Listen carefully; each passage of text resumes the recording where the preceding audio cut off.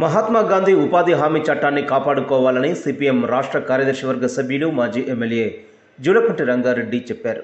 కేంద్ర కమిటీ పిలుపు మేరకు శనివారం స్థానిక సిపిఎం కార్యాలయం నుండి అంబేద్కర్ విగ్రహం వరకు నల్ల బ్యానర్తో ర్యాలీ నిర్వహించారు. ఈ సందర్భంగా జూలకంటి మాట్లాడుతూ పేదలకు ఉపాధి కల్పించే ఉపాధి హామీ పథకం పోరాడి సాధించుకున్నామని, ఇప్పుడు కేంద్రం ఆ పథకానికి పేరు మార్చడంతో పాటు రద్దు చేసేందుకు కుట్ర చేస్తుందని ఆందోళన వ్యక్తం చేశారు. పేరు మార్చినా రద్దు చేసినా ఉద్యమిస్తామని కేంద్ర ప్రభుత్వాన్ని హెచ్చరించారు.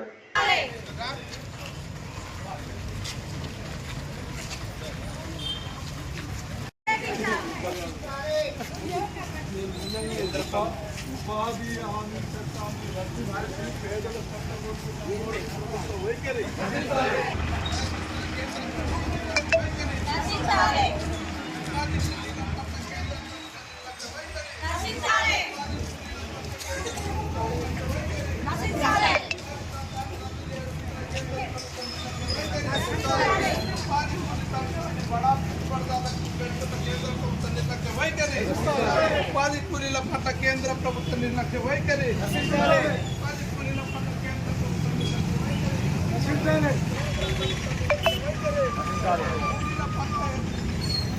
ప్రభుత్వం నిర్లక్ష్య వైఖరి కల్పించాలి. 225 రోజులు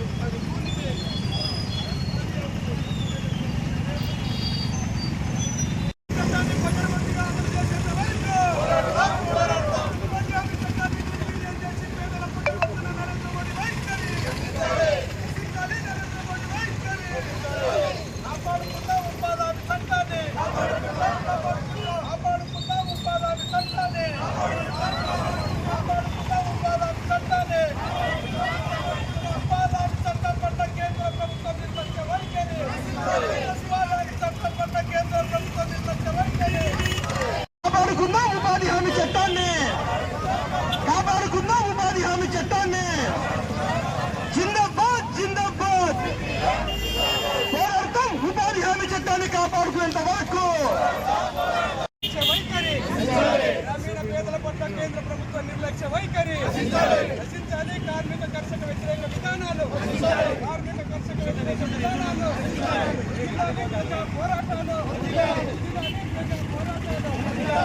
మోడీ ప్రభుత్వం అధికారంలోకి వచ్చి 11 సంవత్సరాలు అవుతా ఉంది. మూడోసారి అధికారంలోకి వచ్చి ఈ 11 సంవత్సరాల కాలం నుండి మోడీ ప్రభుత్వం అనుసరిస్తున్నటువంటి విధానాలు మొత్తం కూడా పేదవాళ్లకు వ్యతిరేకంగా, కార్మికులకు, రైతులకు, చిన్న మధ్యతరగతి ప్రజలకు వ్యతిరేకంగా, ఈ దేశంలో ఉన్నటువంటి మెజార్టీ ప్రజలకు వ్యతిరేకమైనటువంటి విధానాలు, చట్టాలు ఏకపక్షంగా దుర్మార్గంగా తీసుకురావడం అనేది జరుగుతూ ఉంది. గతంలోనే రైతు వ్యతిరేక 3 నల్ల చట్టాలు తీసుకొచ్చారు. రైతులకు అన్యాయం చేయడం అనేది జరుగుతూ ఉంది. కార్మిక వ్యతిరేక కార్మికులకు అనుకూలమైన చట్టాలన్నింటినీ రద్దు చేసి 4 లేబర్ కోడ్లు తీసుకొచ్చి 8 గంటల నుంచి 12 గంటలు పనిచేయాలని చెప్పేసి ఆ రకంగా కార్మికుల పొట్ట కొట్టేటువంటి కార్మిక వ్యతిరేక చట్టాలు తీసుకురావడం అనేది జరిగింది.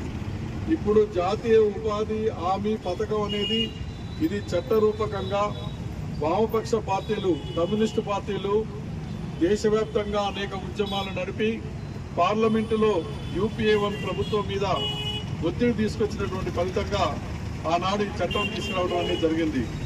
దేని కొరకంటే సంవత్సరం పొడుగుతా వ్యవసాయ కూలీలకు పనులు ఉండవు కాబట్టి వ్యవసాయ పనులు పని లేని రోజుల్లో పని లేకపోవటం వల్ల పస్తుల నుండి అనేక మంది ఆకలి చావులకు గురవుతూ ఉన్నారు.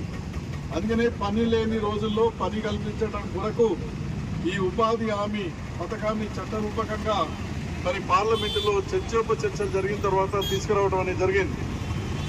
ఈ ఉపాధి హామీ చట్టం వచ్చిన తర్వాతనే దేశంలో ఆకలి చావులని మరి బంద్ అయినటువంటి విషయాన్ని కూడా మనం చూస్తూ ఉన్నాం. అటువంటి గొప్ప చట్టాన్ని ఇవాళ రద్దు చేసి చట్టాన్ని రద్దు చేశారు, మామూలు పథకంగా తీసుకొస్తా ఉన్నారు, పేరు కూడా మార్చేస్తూ ఉన్నారు. చట్టాన్ని రద్దు చేశారు, పేరు మార్చారు, గాంధీ పేరు మార్చి ఇవాళ ఎవరి పేరు పెట్టడం అనేది జరుగుతూ ఉన్నది.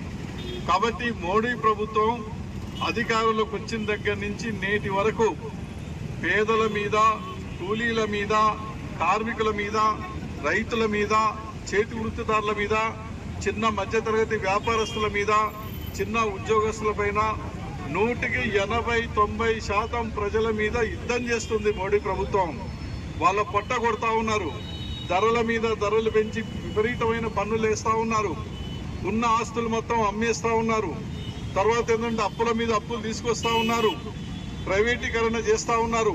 ఇవన్నీ దేనికైనంటే 100-1-2%, ఒక 2-3% వాళ్లకు బడా పెట్టుబడిదారులకు మొత్తం దేశ సంపదను మొత్తం దోచి ఇవాళ వాళ్ళ చేతులు పెట్టేటువంటి దుర్మార్గమైన విధానాలు వచ్చిన తర్వాత మూడో దఫ అతివేగంగా జాతీయ ఉపాధి హామీ చట్టం ఏదైతే ఉన్నదో పేదలు, కార్మికులు, వెనుకబడిన వర్గాలు, అట్లనే దళితులు, గిరిజనులు ఎక్కువ శాతం ఉపాధి లేకుండా కనీసం సంవత్సరానికి 200 రోజులన్నా వాళ్ళ పని కల్పించాలని చెప్పేసి ఆ రకంగా జాతీయ ఉపాధి హామీ చట్టాన్ని గత గవర్నమెంట్లలో ఎన్డీఏ 2లోనే ఆ రోజు వామపక్షాలు మొత్తం కూడా బలపరిచి ఈ జాతీయ చట్టాన్ని తీసుకురావడం అనేది, వ్యవసాయ చట్టాన్ని తీసుకురావడం అనేది జరిగింది.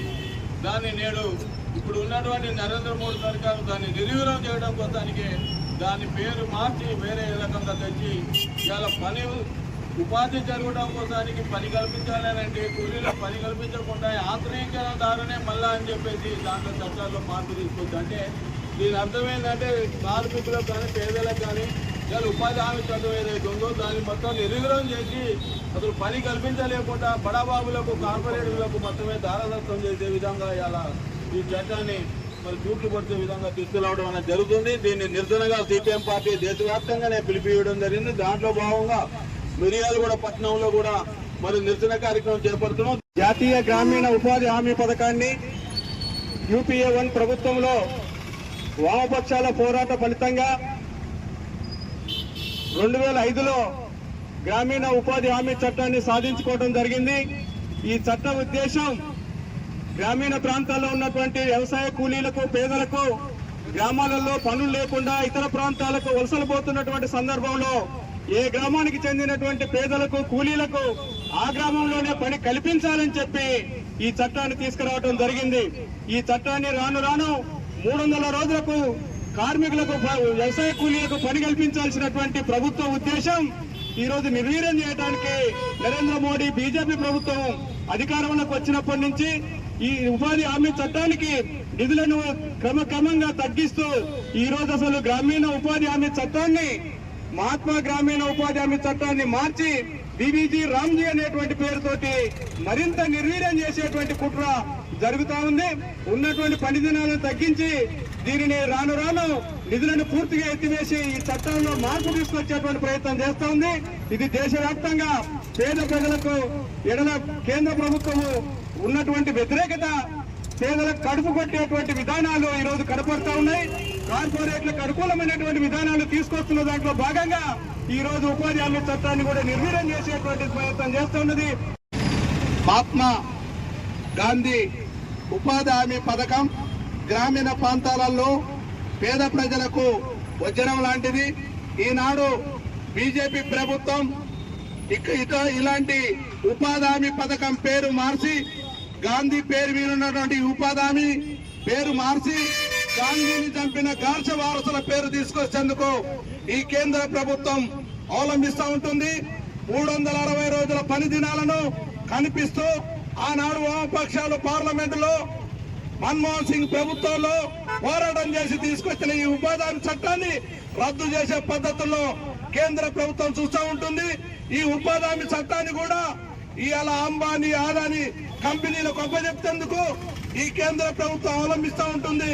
గ్రామీణ ప్రాంతాలలో పేద ప్రజలు వేరే ప్రాంతాలకు వలసపోకుండా ఆ గ్రామాలలోనే 360 రోజులు పని చేయాలని చెప్పి ఈ ఉపాధి హామీ పనిని కల్పిస్తే ఇవాళ బీజేపీ ప్రభుత్వం పేద ప్రజల, కార్మికుల పొట్టలు కొట్టి పెద్దవాళ్ళకు అప్పచెప్పే పద్ధతులు వ్యవహరిస్తూ ఉంటుంది.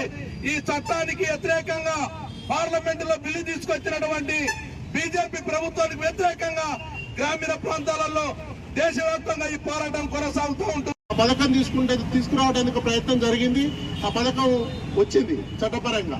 అయితే ఇంతకాలం చేసిన తర్వాత ఇప్పుడు దానికి నిధులు పెంచమని మనం అడిగినందుకు దాదాపు రోజుకు కూలి 600 రూపాయలు పడాలి, తర్వాత 200 రోజులు పనులు కల్పించాలి సంవత్సరానికి అని చెప్పి మన డిమాండ్. ఆ డిమాండ్ లో భాగంగా మనం డిమాండ్ చేస్తా ఉంటే కేంద్ర ప్రభుత్వం బీజేపీ ప్రభుత్వం ఏం చేసిందంటే దీన్ని మొత్తం నిర్వీర్యం చేయాలని చెప్పేసి ఏదైతే కేంద్ర ప్రభుత్వం ఇస్తున్న 90% నిధులు ఏదైతే ఉన్నాయో వాటిని ఇవాళ 40% ఇచ్చేందుకు ప్రయత్నం చేస్తా ఉంది.